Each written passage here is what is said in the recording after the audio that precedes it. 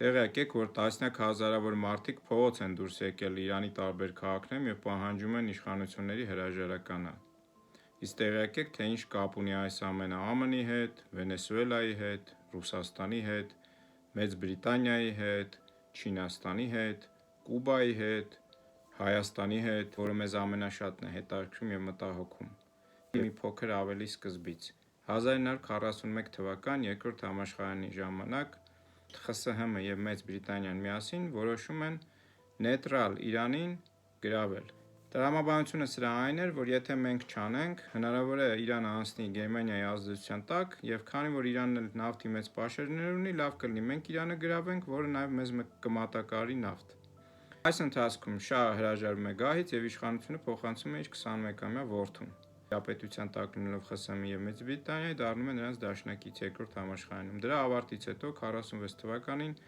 Մեծ Բրիտանիայի և ԽՍՀՄ զորքերը դուրս են գալիս այնտեղից, սակայն նավթային ամբողջ պաշարները շարունակում են մնալ Մեծ Բրիտանիայի տիրապետության ներքո,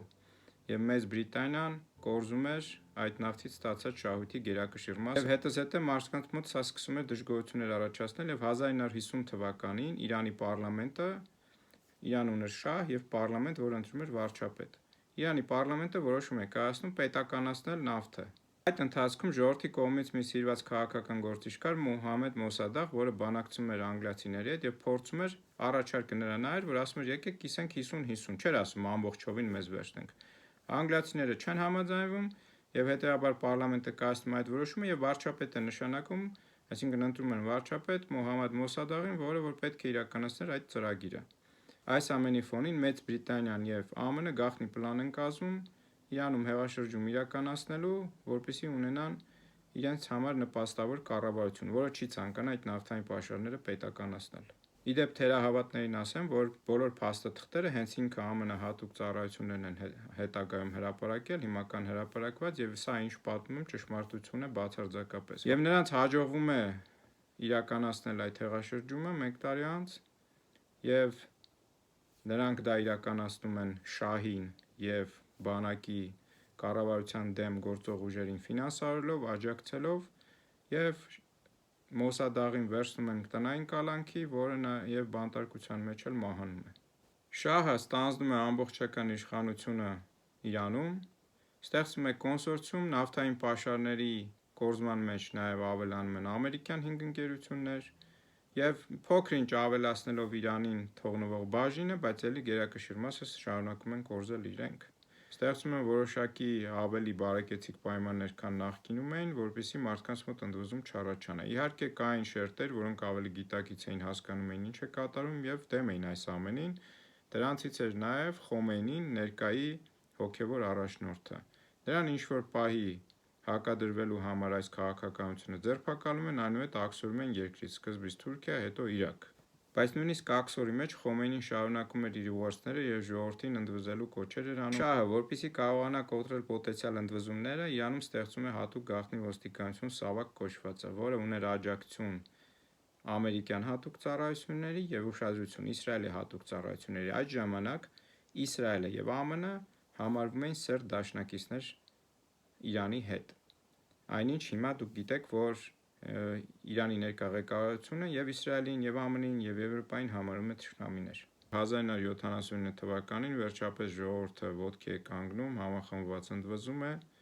Խոմեյնին, որ այդ ժամանակ մեծ աջակցություն էր վայելում ժողովրդի կողմից և մեծ հեղինակություն ուներ, Իրաքից վերադառնում է և ստանձնում է իշխանությունը, իր վրա է վերցնում իշխանությունը, այնուհետ իրականացնում է հանրաքվե, որով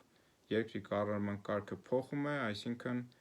երկիրը դառնում է կղերական պետություն, հոգևոր առաջնորդությունը դառնում է երկրում վերջնական որոշումներ կայացնող, այսինքն ժողովուրդը էլի նախագահ է ընտրում, բայց ամեն դեպքում որոշումների էական կարևոր որոշումներ կայացնում է հոգևոր առաջնորդը։ Չմոռանամ ասել, որ մեկ տարի անց Իրաքի հետ պատերազմ է սկսվում, Իրաքը հարձակվում է Իրանի վրա, իմ համոզմամբ դա տեղի է ունենում ամերիկյան և այլ ուժերի, արտաքին ուժերի ցուցումով։ Մենք գիտենք, որ Իրաքը այդ ժամանակ էլ Սադամ Հուսեյնը լավ հարաբերություն ուներ ԱՄՆ-ի հետ, և հետո տեսանք, թե Իրաքի հետ ինչ տեղի ունեցավ, այսինքն պատրվակ բռնեցին, որ այնտեղ կան քիմիական զենքեր, անօրինական զենքեր և այլն, մտան Բուշի հրամանով մտան, ավիրեցին Իրաքը, բայց հետո պարզվեց, որ ոչ մի բան էլ չկար։ Եվ այս ամեն ինչի հետևանքները մինչև հիմա Իրաքում տեսնում ենք ինչ է կատարվում, իսլամական խալիֆաթություն ծնվեց, լիքը մարդկանց կոտորեցին, եզդիների ցեղասպանություն տեղի ունեցավ, այս ամենը հետևանք են այս աշխարհաքաղաքական իրենց շահերը սպասարկելու հետևանքով այլ պետություններին ստրկացնելու, ռեսուրսներ կորզելու քաղաքականության։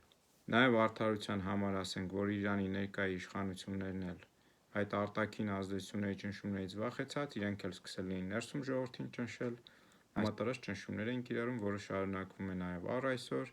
եւ նաև սա է պատճառը, որ ժողովուրդը ընդվզում է։ Այս ընթացքում ԱՄՆ շարունակաբար չի թաքցրել իր մտադրությունը Իրանը նորից Իրանում իշխանափոխություն անելու, բացահայտասում են, որ դա իրենց օրակարգում կա։ Շահի որդին, որը հիմա գտնվում է ԱՄՆ-ում, ԱՄՆ-ի քաղաքացի է, նրանք շարունակաբար շահի որդուն իրենց աջակցությունն են հայտնում, շահի որդին կոչեր է անում հիմա փողոցվալ մարդկանց դուրս գալու, իրեն համարում է օրինական իշխանություն եւ ուզում է իշխանություն ստանձնել Իրանում։ Նա նույնիսկ հանդիպում է Իսրայելի վարչապետի հետ պարբերաբար, Իսրայելի վարչապետն էլ է նրան իր աջակցությունը հայտնում, այսինքն այս պրոցեսները ինչ տեղի են ունենում Իրանում, անմասն չեն դրսի միջամտությունից։ Եվ այս ամբողջ պատմության առանցքում ի՞նչն է, նավթը, այն ինչի համար Վենեսուելա մտան եւ վերջերս Մադուրոին գերեվարեցին։ Իրանին մեղադրում է ԱՄՆ, որ Վենեսուելայում իրենք ստեղծել են տարբեր ռազմաբազաներ, որտեղ իրենք մարզում են տարբեր մուսուլմանական խմբավորումների ծայրահեղական Համասին եւ այլոց։ Մենք գիտենք, որ նաեւ Չինաստանը մեծ գնորդ էր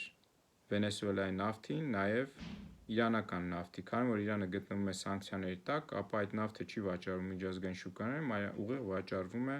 Չինաստանին եւ այլ պետությունների։ Եվ հետևաբար ԱՄՆ, քանի որ իր օրակարգի, անվտանգության օրակարգի առաջին կետում Չինաստանը դրված է որպես տանկ, հիմա բացեիբաց իրականացնում այն քաղաքականությունը, որպեսզի կարողանա Չինաստանի այս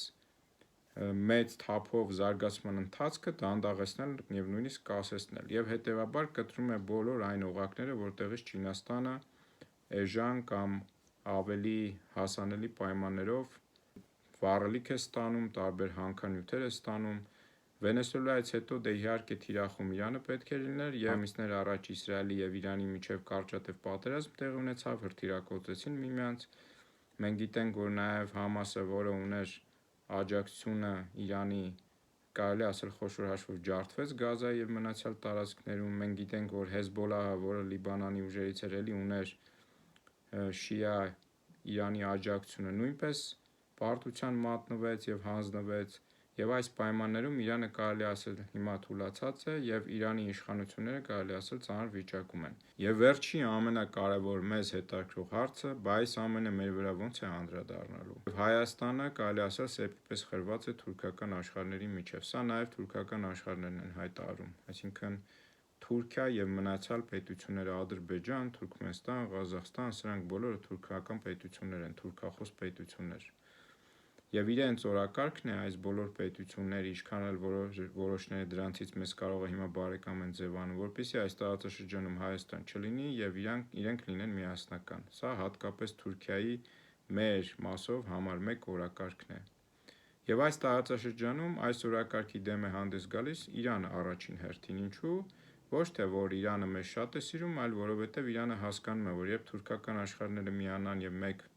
միասնական ուժ դառնան, Իրանի վիճակը շատ ավելի ծանր է լինում, որտեղ պատմականորեն գիտենք, որ նաեւ Թուրքիան եւ Իրանը տարածաշրջանում հեգեմոն դիրք զբաղեցնելու կռիվ են անում։ Վտանգները նրանում է, որ այս տարածաշրջանում, երբ Իրանը դառնա օրինակ ամերիկամետ իշխանություններ այստեղ լինեն, Իրանի համար մեկ կլինի, թե Հայաստանի վիճակը ինչ կլինի այդ ընթացքում, քանի որ այդ իշխանությունները ի սկզբանե ենթակա կլինեն ԱՄՆ-ին։ Ցավոք սրտի պետք է նաև արձանագրենք, որ այս տարածաշրջանում ԱՄՆ-ի գլխավոր գործակալը եւ գործընկերը Թուրքիան է, եւ հետեւաբար նա իր քաղաքականությունները իրականացնում է նաեւ թուրքական ծիրում, այսինքն Թուրքիայի այնպիսի քաղաքականություն է իրականացում նաեւ մեր մասով, որպեսզի Թուրքիայի շահերի հետ համահունչ լինի։ Հետևաբար, եթե Իրանում եղավ իշխանափոխություն եւ այնտեղ հաստատվեց օրինակ շահը եկավ էլի իշխանության, շահին ամերիկացիները բերեցին իշխանության, ապա մենք վստահորեն կարող ենք ասել, որ Հայաստանի գոյաբանական ռիսկերը շատ ավելի մեծանալու են։